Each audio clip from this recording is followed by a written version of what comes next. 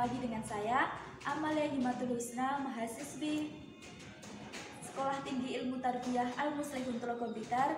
Di sini saya akan mengupas sejarah berdirinya Lembaga Pendidikan Islam Madrasah Diniyah Gizalul Hikam untuk memenuhi tugas mata kuliah Sejarah Peradaban Islam dengan dosen pengampu Bapak Dr. Muhammad Sotik MPDI. Di sini saya sudah bersama dengan beliau, Bapak Imam Mudhafir selaku Kepala Lembaga Pendidikan Islam Madrasah Diniyah Gizalul Hikam, Sawentar, Kanigoro, Blitar. Marilah kita simak bersama penjelasan dari beliau mengenai berdirinya Lembaga Pendidikan Islam Gizalul Hikam, Sawentar, Kanigoro, Blitar. Oke, poin pertama yang akan saya tanyakan pada panjenengan, siapa pendiri Madrasah Gizalul Hikam, Sawentar, Kanigoro, Blitar? Assalamualaikum warahmatullahi wabarakatuh. Waalaikumsalam warahmatullahi wabarakatuh. Bismillahirrahmanirrahim. Alhamdulillahirabbil alamin. Assalatu wassalamu ala asrofil anbiya'i wal mursalin sayyidina wa maulana Muhammadin wa ala alihi wa sahbihi ajma'in. Rabbi shrah li sadri wa yassir li amri wahlul 'uqdatam min lisani yafqahu qawli. Amma ba'du. Terima kasih kami sampaikan kepada adik, siapa namanya? Amalia Himatul Husna. Oh ya, Amalia Himatul Husna yang berkenan hadir di lembaga kami ini. Semoga bisa menambah wawasan pada kalian dan juga bisa membuat lebih semangat lagi dalam kami mengurus membina anak-anak di lembaga madrasah diniyah ini.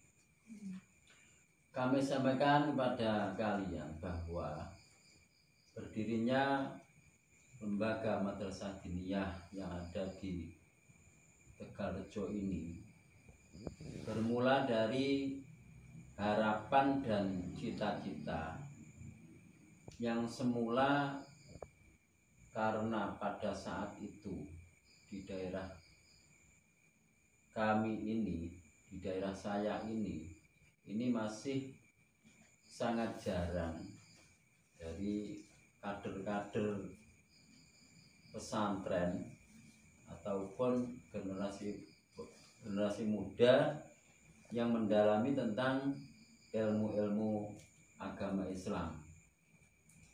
Dengan bercita-cita, akhirnya dari hari ke hari, bulan ke bulan, bahkan dari tahun ke tahun, akhirnya terkabulkan atas izin Allah bahwa dalam tahun 2008 ini kami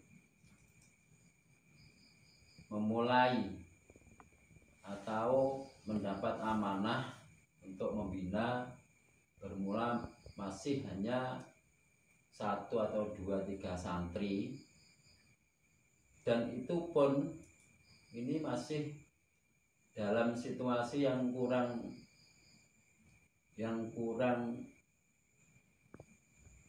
apa itu maksudnya, kurang siap atas fasilitas. Contoh, tempatnya belum ada, ini harus saya ajarkan pelajaran apa, ini masih mulai menata dari tahun 2008. Dan akhirnya dari bulan ke bulan, tahun ke tahun, jumlah santri yang belajar di lembaga ini semakin hari semakin bertambah, dan alhamdulillah sampai saat ini masih berlangsung dengan kondusif, ataupun antara santri dan para pengasuhnya ini masih istiqomah. Mungkin seperti itu. Tadi tahun 2008 madrasah ini didirikan. Mungkin untuk poin kedua, asal usul nama Madrasah Hizarul Hikam. Jadi begini, karena setelah beberapa santri yang belajar di sini bertambah banyak,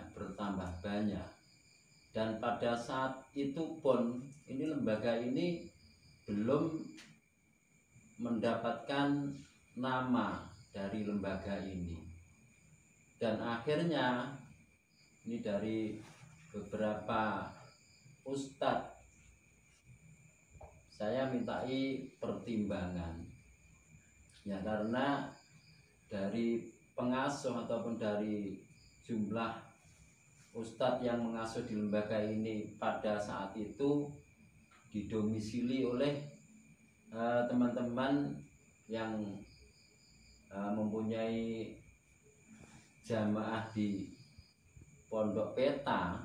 Ini akhirnya kami pun juga minta pertimbangan kepada teman-teman yang juga sebagai jamaah Pondok Peta di Tulungagung itu, dan akhirnya pada saat itu dari sahabat teman yang ada di Mojokerto, kalau tidak keliru Gus Idris atau Gus siapa itu asmane, saya juga agak lupa sekarang. Jadi diberikan nama yang sesuai dengan tujuan atau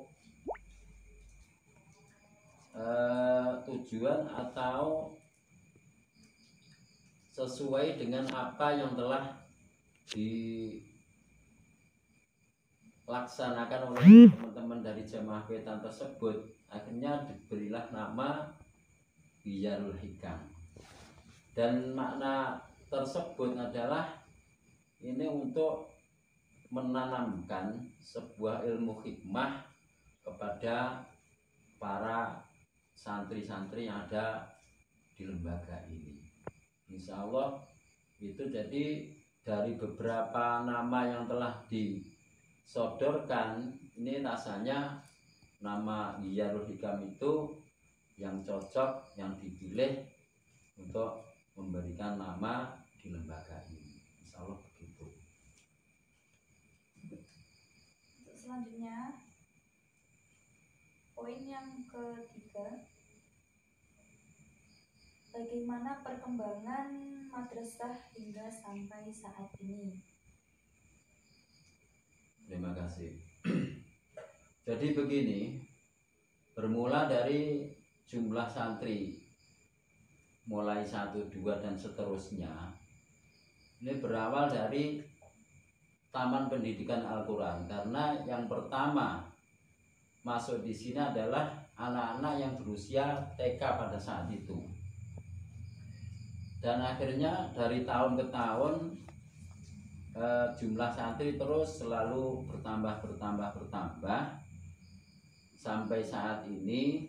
Akhirnya kalau kita hitung ya insya Allah itu sekitar 150 sampai 200, sekitar itu jumlah, meliputi antara Taman Pendidikan Al-Quran dan yang tersisa dari santri-santri yang meneruskan ke pesantren. Mungkin ini sampai sekarang ini jumlah santri yang ngaji di dunia itu sekitar 60 sampai 70, insya Allah itu. Untuk perkembangannya yang kita lihat kan memang jumlah santrinya lumayan banyak. Kalau dilihat dari situ, apakah ada kendala untuk anak sebanyak itu di madrasah? Ya, yang jelas namanya perkumpulan dari jumlah sekian ini selalu ada problem ataupun kendala dalam pelaksanaan kegiatan belajar mengajar tersebut. Contoh, kalau terkait dengan jumlah anak yang sekian, ini karena kami masih ada di kampung, jadi beraneka atau beragam dari masing-masing santri tersebut. Mungkin satu anak ini istiqomah, sergap, rajin dan sebagainya karena dukungan orang tua. Di sisi yang lain, mungkin sebenarnya orang tua maunya juga seperti itu, namun anaknya yang kurang siap diajar. Kadang anaknya semangat, orang tuanya semangat juga, akhirnya karena situasi ini jauh dari jangkauan rumah, akhirnya waktu hujan mungkin ini yang jadi kendala membuat kegiatan tersebut kurang kondusif. Terus yang kedua, ya karena santri kampung, ini banyak yang harus diselesaikan. Contoh, ini terkait dengan masalah pendanaan mungkin. Jadi mungkin anaknya istiqomah, orang tuanya mendukung, tapi dananya kurang mencukupi, mungkin seperti itu. Atau ada lagi, sebenarnya orang tersebut juga mampu, karena kurang kesadaran, akhirnya ya tidak rutin memberikan infak atau syariah tiap bulannya. Ini akhirnya membuat tidak lancarnya pelaksanaan kegiatan belajar mengajar, karena kami mendatangkan seorang ustadz, ya kita sudah menjadi kewajiban bahwa kita harus memberikan namanya bisaroh, walaupun dari jumlah yang sangat kurang pantas, tapi karena ya situasi atau keadaan seperti itu, akhirnya ya kita semua saling menyadari dan harus saling paham bahwa kita adalah ya berjuang demi menegakkan agama Islam semampunya. Insya Allah terkait dengan kendala seperti itu.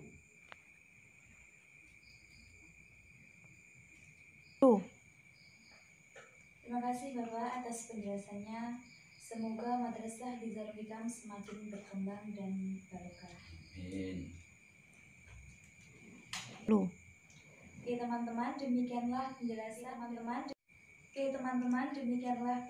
dari Bapak Imam Mudhofir terkait sejarah lembaga pendidikan Madrasah Diniyah Gizarul Hikam Sawentar Kanigoro Blitar. Lembaga pendidikan Islam Gizarul Hikam sendiri terletak berdampingan dengan Mushola Al-Fatah yang berdiri pada tahun 70. Mushola ini masih aktif digunakan masyarakat Desa Sawentar untuk jamaah, istighosah, pengajian rutinan, khataman, yasinan, dan lain sebagainya. Bisa kita lihat bersama bahwasanya atap dari Mushola Al-Fatah sendiri masih sama sebagaimana pertama kali dibangun. Mushola ini mengalami renovasi sebanyak 2 kali, pada tahun 88 dan tahun 2014.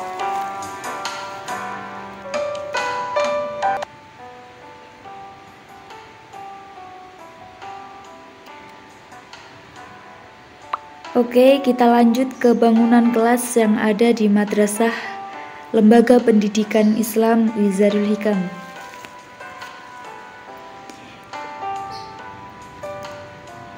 Untuk sore hari, kelas-kelas ini akan dipakai anak TPQ dan diniyah untuk malam harinya.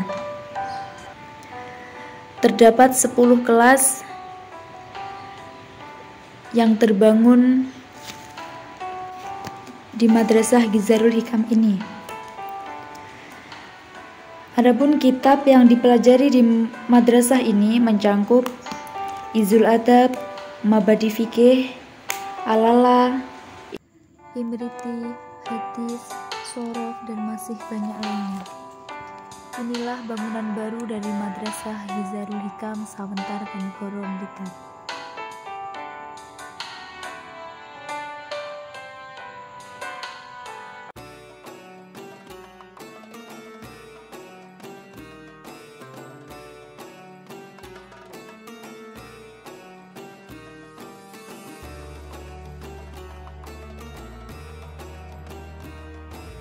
Beginilah suasana pengajian kitab Risalatul Mahid yang diikuti oleh seluruh santri putri Lembaga Pendidikan Islam di Darul Hikam Sawentar, Kanigoro Blitar.